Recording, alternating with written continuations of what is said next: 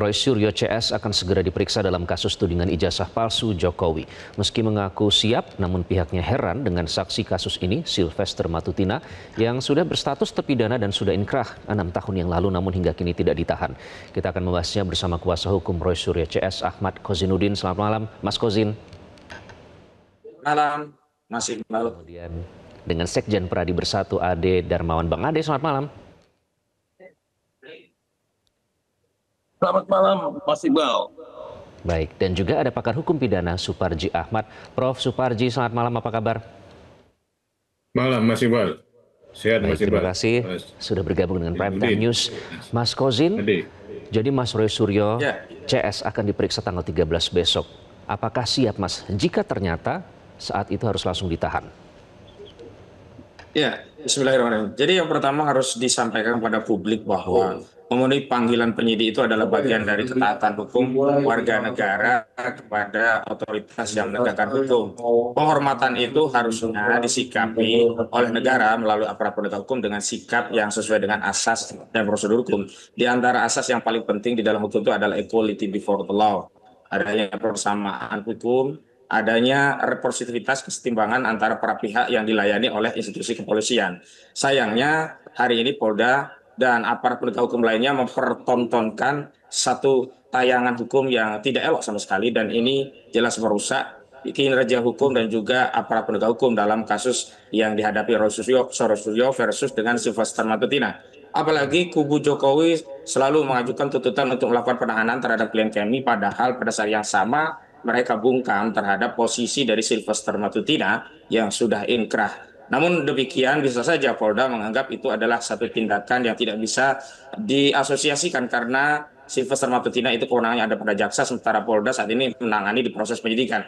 Namun pada sisi yang lain kami juga santai-santai saja begitu di kasus yang sama, yakni tersangkanya adalah Firly Bahuri. Sampai hari pun Polda tidak melakukan tindakan penahanan. Karena itu dengan asas persamaan di muka hukum, asas yang mempersamakan kedudukan warga negara di hadapan hukum, tidak membedakan apakah dia yang berhadapan dengan hukum itu adalah anggota kepolisian, ex anggota kepolisian atau warga negara biasa, apakah dia pro Jokowi atau kontra Jokowi, akan mendapatkan perlakuan hukum yang sama. Dengan simpulan itu kami sih tidak terlalu atau tidak khawatir bahkan dengan adanya penahanan, karena Polda tentu tidak akan menelanjangi dirinya dengan melakukan upaya yang mempertontonkan ketidakadilan di hadapan rakyat, karena perkara ini ditonton oleh seluruh rakyat. Namun yang paling penting daripada itu semua adalah tindakan Polda yang sebelumnya juga saya singgung ya, itu tidak lagi ya menghormati asas presumption of innocence. Tadi saat pemanggilan disebutkan namanya secara lengkap, padahal bisa saja ada kekeliruan dalam proses penyidikan dilakukan oleh Polda, terbukti di dalam penyidikan itu bisa saja dalam tahapannya dikeluarkan surat perintah penghentian penyidikan, atau bahkan kemudian oleh jaksa penuntut umum dihentikan dengan surat keputusan ya penghentian penuntutan atau SKPP. Namun lagi-lagi itu semua tidak diindahkan oleh Polda Metro Jaya. Nah, dari situlah kami menyimpulkan dalam deklarasi kami tadi, ada hukum yang tebang pilih tebang, yang hanya tajam kepada pengkritik Jokowi, namun tumpul kepada kubu Jokowi yang tidak lagi mengindahkan asas-asas hukum dan prosedur dalam beracara, terutama dalam konteks adanya penetapan tersangka, padahal salah satu terlapor dari 12 terlapor itu belum diperiksa sama sekali. Baik, dan itu santai pertanyaan-pertanyaan yang sekali, muncul. bahkan kami sudah memastikan insya Allah akan hadir hari Kamis begitu. Oke, baik Prof. Suparji, saya ingin ke Prof. Suparji terlebih dahulu ya. Tadi yang disebutkan oleh Mas Kozin, apakah Anda memandang jalannya proses sejauh ini sudah memenuhi prinsip equality before the law atau semua persamaan, memiliki persamaan di mata hukum? Ya, dengan fakta-fakta yang selama ini terjadi ya, bahwa ada yang belum dieksekusi, ada yang kemudian tersangka tidak ditahan, dan kemudian adanya tindakan-tindakan yang kemudian laporannya dijalankan, ada yang tidak dijalankan, dan sebagainya, bahwa persamaan di depan hukum tidak secara otentik dilaksanakan. Tetapi ya itulah kemudian kewenangan dari penyidik itu, meskipun kewenangan tadi itu tentunya kan tidak boleh dilakukan secara sewenang-wenang, tapi berdasarkan peraturan perundang-undangan yang berlaku. Dan memang untuk delik ini memang delik yang sangat multitafsir ya, apalagi kemudian 310, 311, termasuk kemudian undang-undang ITE-nya gitu ya, maka memang ini penyidik mengambil sebuah kesimpulan berdasarkan keyakinan, berdasarkan alat bukti yang dimiliki, tetapi pada sisi yang lain tentunya bagi tersangka punya hak untuk melakukan pembelaan, dan menurut saya pada hari Kamis yang akan datang itulah kesempatan yang baik ya untuk melakukan pembelaan dalam proses prosesisia karena sudah naik pada tersangka yang bisa saja berpotensi dihentikan atau kemudian melanjut, karena kalau tidak cukup alat bukti kan meskipun sudah jadi tersangka bisa saja berhenti kan gitu. Jadi dalam perspektif itu saya kira kita apresiasi lah Mas Roy dan tim penasihat hukumnya untuk hadir, dan semuanya pihak saya kira mendorong sesuai dengan koridor hukum, tidak perlu ada tekanan, tidak perlu ada misalnya paksaan dan sebagainya, agar semuanya sesuai dengan mekanisme hukum yang berlaku. Dan penting memang kesamaan Prof. depan Suparji, hukum itu menjadi sesuatu yang sangat mendasar gitu. Apakah penting keterangan dari Pak Sylvester dalam hal ini? Karena kan dalam kasus ini sudah menjalani pemeriksaan berkali-kali. Nah, ini akhirnya resolusi menjadi tersangka dan diperiksa. Apakah sebenarnya sangat penting kehadiran Pak Sylvester kali ini untuk dimintai keterangan? Ya, saya kira memang ini satu konteks yang berbeda ya, bahwa untuk Pak Sylvester itu kan sebagai sebuah contoh ya, bagaimana sudah inkrah 6 tahun, tapi kemudian belum dieksekusi, belum dimasukkan misalnya ke sebagai lembaga pemasyarakatan, itu persoalannya. Maka dalam kaitan ini tidak memiliki relevansi dalam konteks pemeriksaan perkaranya Mas Roy dan kawan-kawan, tetapi lebih menunjukkan ketenangan Pak Roy, bagaimana dia menghadapi situasi menjadi tersangka itu tenang kan? Kenapa? Karena menjadi terpidana saja bisa tidak dijalani hukumannya gitu. Itu konteksnya ya. Jadi yakin bahwa tersangka belum tentu menjadi terdakwa, belum menjadi terpidana belum tentu menjadi narapidana, karena ternyata ada fakta-fakta seperti itulah. Itulah sebetulnya komparasi yang ingin ditujukan Mas Roy ya. Jadi dia tenang-tenang saja itu. Baik, tanya Bang Ade ketenangan tadi memang kemudian akhirnya sesuai dengan mekanisme hukum pada hari Kamis dan seterusnya itu ya. Gitu. Baik, Bang Ade, ada tudingan ini bisa dicurigai akan menciderai prinsip equality before the law terkait tidak ditahannya rekan Anda Sylvester ya. Di mana Pak Sylvester saat ini, bukankah lebih baik jika muncul ke permukaan dan siap jika ternyata masih dibutuhkan keterangannya dalam kasus ini, Bang Ade? Oh, kalau terkait persoalan Bang Sylvester, saya tidak bisa terlalu menanggapi ya, karena kami pun tidak tahu di mana keberadaan beliau, tapi informasi yang kita dapatkan sih ada saja, tapi dia melakukan kegiatan-kegiatan sosial. Nah, kalau berbicara terkait pemeriksaan, terus kemudian naiknya status tersangka dari Roy Suryo CS terus kesaksian, itu sebenarnya tidak terlalu penting. Justru ada poin yang menjadikan poin menguntungkan bagi seorang Roy Suryo ya, ketika kemudian satu saksi itu tidak bisa hadir, misalkan kalau seperti itu ya. Terus kemudian terkait persoalan ini, saya anggap sih, saya melihatnya gini. Kita tidak melihat pada poin pencemaran nama baik, kemudian fitnah saja. Karena memang ini adalah pidana berulang kalau kita perhatikan ya. Yang pertama adalah bahwa memang ini tuduhan palsu. Ya. Tuduhan palsu yang kemudian pada perjalanannya ditemukanlah satu poin pasal yang ditemukan oleh Polda Metro Jaya dalam pengembangan penyidikan, yaitu pasal 35 Undang-Undang ITE. Bahwa kemudian ada manipulasi penciptaan yang dimana hal yang otentik dikatakan tidak otentik. Nah, apakah ini memenuhi unsurnya? Nah, ini yang harus dikaji lebih mendalam. Kalau menurut saya ya, melihat itu pendapat saya personal ya. Saya melihat bahwa memang ini perlu dikaji secara mendalam. Kenapa? Karena tidak henti-hentinya grup Roy Suryo CS ini memang ada unsur kesengajaan ya, untuk memang dari ijazah kemudian lari kepada skripsi, kemudian lari lagi kepada makam ya, asal usul. yang sebenarnya ada satu hal yang menjadikan kita miris melihatnya ya, Bang Iqbal ya. Ketika kemudian seseorang harus dimasukkan dalam penelitian, baik itu asal usul, apalagi itu orang yang sudah meninggal, itu sangat etikanya betul-betul itu tidak boleh seperti itu. Harus ada izin. Baik, Bang Ade, tapi sedikit saya meminta komentar Anda ini terkait dengan sikap Roy Suryo CS yang tenang, karena kenapa ada nama Sylvester yang disebut di situ? Karena ini menimbulkan apa ya, tadi karena ada pencederaan prinsip itu akhirnya merasa tenang gitu. Seperti yang dikatakan Bang Kosim tadi ya. Bang Kosim menjelaskan bahwa ada perbedaan yang mutlak di situ ya antara kejaksaan dan kepolisian. Ya, itu saya sepaham dengan beliau bahwa memang ini kan berbeda ranahnya. Ini kan satunya ranah ditahan penyidikan, yang satunya sudah inkrah. Jadi itu sangat berbeda gitu. Perannya masing-masing berbeda. Bahwa kemudian peran kepolisian di sini dituntut bahwa kalau memang bisa dibuktikan poin pasal 35 ini. Ya itu betul-betul saya rasa penyidik sudah komprehensif sekali ya dalam meneliti alat bukti, kemudian video. Ya mungkin memang dilihatnya ada manipulasi data di situ. Nah, saya kasih contoh satu ya. Saya kasih contoh satu bahwa nanti kita lanjutkan ya Bang Ade ya.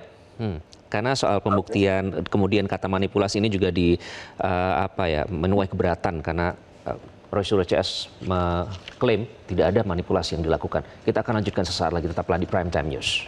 Kalau masalahnya ijazah palsu, saya sependapat dengan Pak Susno Duaji. Sependapat juga dengan Pak Jimli. Dan itu sudah saya katakan bulan Maret yang lalu kan, habis hari raya ketika saya pidato di kampus di Jogja itu. Gitu.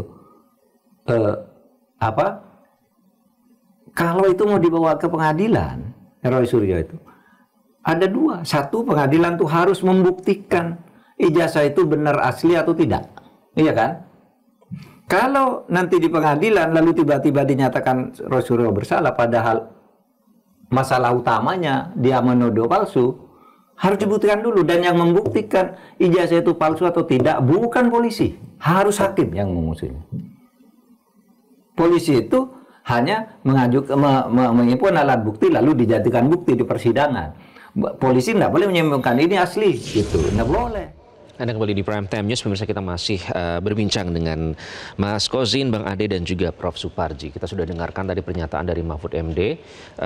Saya ingin ke Prof. Suparji terlebih dahulu. Kalau begitu, Prof. Suparji, apakah kalau melihat konsekuensi hukum dari kasus ini ya, ketika Roy Suryo CS sudah menjadi tersangka dengan pasal berlapis ya soal manipulasi data, apakah ini bisa menjadi momentum untuk akhirnya membuktikan bahwa ijazah asli ini ditunjukkan Jokowi di persidangan ataupun nanti ternyata sesuai dengan tuduhan Roy Suryo? Apakah ini bisa menjadi momentum itu, Prof. Suparji?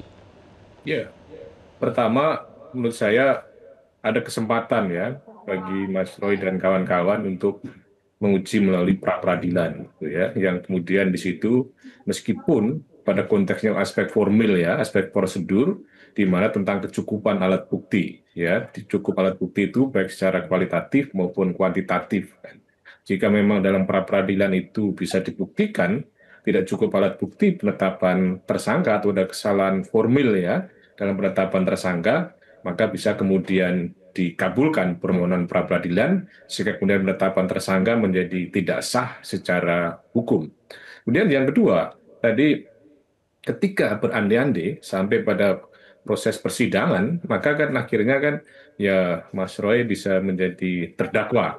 Tetapi konteksnya kan bisa bebas, kembali pada unsur apakah terbukti ijazah palsunya atau tidak kan itu. Dan ini yang membuktikan bukan hakim, yang membuktikan adalah jaksa ya. Karena jaksa adalah yang memegang sebagai untuk membuktikannya. Dialah yang punya dalil untuk membuktikan. Nanti hakim yang memutuskan. Pada sisi yang lain, terdakwa atau dari penasihat hukum bisa melakukan pembelaan. Jadi bahwa siapa yang mendalilkan dalam konteks perkara nanti itu adalah karena jaksa yang mendakwa, maka ada kewajiban untuk membuktikan. Jadi sekali lagi yang punya yang punya kewajiban untuk membuktikan adalah jaksa, dan kemudian bagi terdakwa adalah melakukan pembelaan, hakimlah yang kemudian akan memutuskan. Nah, ketika hakim memutuskan berdasarkan pembuktian nanti itu, maka ketika ternyata putusannya ijazahnya dia adalah palsu, maka kemudian unsur pencemaran nama baik dan sebagainya tidak terpenuhi. Ternyata memang tidak ada edit, tidak ada manipulasi, maka kemudian akhirnya menjadi bebas, tidak terbukti atas perbuatannya. Jadi memang di dalam persidangan nanti itu yang diadili akhirnya adalah memang kemudian Mas Roy dan kawan-kawan, tetapi kemudian menggunakan alat bukti surat, menggunakan alat bukti saksi, alat bukti ahli, petunjuk, dan kemudian keterangan terdakwa. Jadi ijazahnya itu adalah konteksnya sebagai alat bukti untuk kemudian menyatakan apakah Mas Roy salah atau kemudian bebas dari segala tuntutan. Jadi bahwa seharusnya konstruksi didahului dengan yang pembuktiannya kita dulu, gunakan Pak Prof. dalam hal Suparji. ini adalah memberikan keadilan kepada terdakwa, tersangka, yang seandainya Jadi nanti terdakwa gitu. Ya. Secara urutan, pembuktian ijazahnya dulu, Prof. Suparji?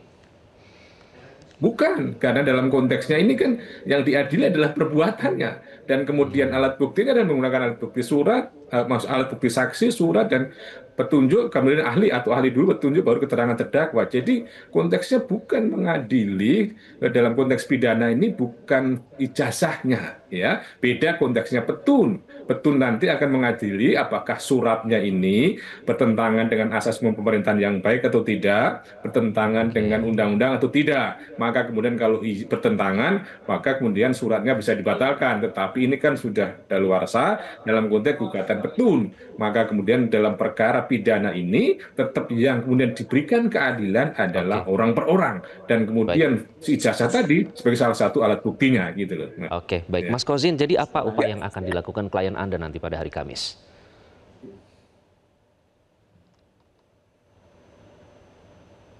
Mas Kozin? masih mute. Mas Kozin Ya, masih gimana? di mute? Ya, Sorry, silakan tadi Mas Kozin, apa upaya yang akan dilakukan dengan Mas Suryo dan Roy Suryo dan Baik. kawan-kawan nanti? Ya, saya tanggapi dulu tadi Bung Ade menyatakan bahwa ini tidak ada relevansinya terkait Sylvester Matutina. Baik, memang dalam konteks vonis dengan penyidikan itu tidak relevan. Tapi Sylvester Matutina itu sebelum menjadi terpidana, dia pernah menjadi terdakwa. Sebelum menjadi terdakwa, dia pernah menjadi tersangka. Saat ditersangka, dia disidik oleh polisi. Saat disidik polisi, dia tidak pernah ditahan.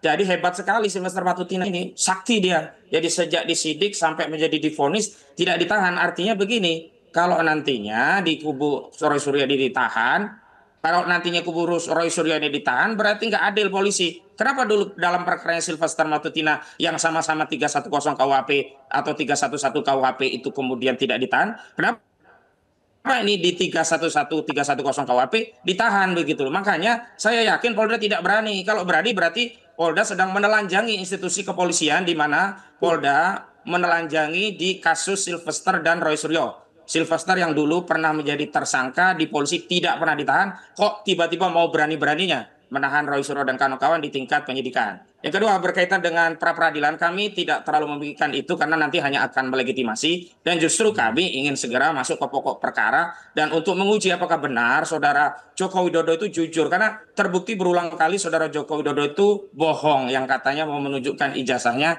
di pengadilan. Dan dalam proses perdata, baik di Jakarta Pusat, baik di Bantul, dan termasuk 2 perkara di Surakarta, saudara Joko Widodo itu tidak pernah mau menunjukkan ijazahnya meskipun di tahap mediasi. Kan persoalannya kita ingin segera masalah ini segera selesai. Nah, kalau mau cepat selesai kan sebenarnya saudara Joko Widodo bisa cepat menunjukkan itu di pengadilan. Tapi nyatanya tidak demikian. Ini kami meyakini memang ada masalah dalam ijazah Kita tersebut. tanya langsung ke Bang Ade kalau gitu. Bang Ade, apakah ini akan dijadikan momentum bagi Pak Jokowi atau nanti oleh siapapun yang ditunjuk untuk mewakili untuk menunjukkan ijazah asli nanti? Ya, bahwa kemudian berkali-kali kita saksikan bersama-sama di media manapun ya. Kemudian ada pernyataan sendiri Bapak Insinyur Joko Widodo itu hanya akan menunjukkan kepada institusi yang berwenang. Dalam artian adalah baik itu pengadilan, kepolisian, dan juga tentunya di kejaksaan. Kemudian ada perlu saya tambahkan di situ bahwa ijazah tersebut sebenarnya itu sudah ditampilkan secara digital ya oleh Mabes Polri. karena pada saat itu kita lihat semua, kita saksikan semua bahwa itu dipangku oleh Bapak Insinyur Joko Widodo dan sempat diambil kameranya ya. Jadi saya rasa tidak ada juga bahwa keinginan untuk tidak menunjukkan ijazah atau bahkan dikategorikan oleh teman-teman Roy Suryo CS mengatakan bahwa bahkan tidak memiliki ijazah. Nah, inilah yang menjadi konteks konsentrasi saat ini adalah di pembuktian yang saya anggap sudah relevan dan sudah sangat komprehensif sehingga penetapan tersangka itu penuh dengan kehati-hatian oleh Kepolisian Negara Republik Indonesia. Sisa kita menunggu tahapan demi tahapan. Ketika kemudian berbicara ada tahapan-tahapan pembelaan yang dilakukan oleh teman-teman lawyer itu kan hak. Monggo silakan. Tetapi kalau saya melihat bahwa apa yang dilakukan Kepolisian Negara Republik Indonesia, utamanya Polda Metro Jaya, itu tentu sudah sangat komprehensif sehingga tidak mudah menetapkan seseorang menjadi tersangka bila memang tidak memiliki Jadi unsur tidak dua ada persiapan untuk menunjukkan ijazah nanti ya Pak? Ya pasti, saya yakin itu pasti karena memang itu jalannya mungkin ya. Nah, itu jalannya mungkin dan memang udah saatnya mungkin disaksikan oleh seluruh rakyat Indonesia ya dari Sabang sampai Merauke agar bisa melihat yang mana kebenaran, di mana kebenaran yang sedih. Oke, ada kata pasti di situ kita nantikan. Terima kasih Prof. Sumarji, Mas Kozin, Bang Ade sudah bergabung dengan Prime Time News. Kita nantikan nanti hari Kamis. Jelajahi cara baru mendapatkan informasi. Download Metro TV Extend sekarang.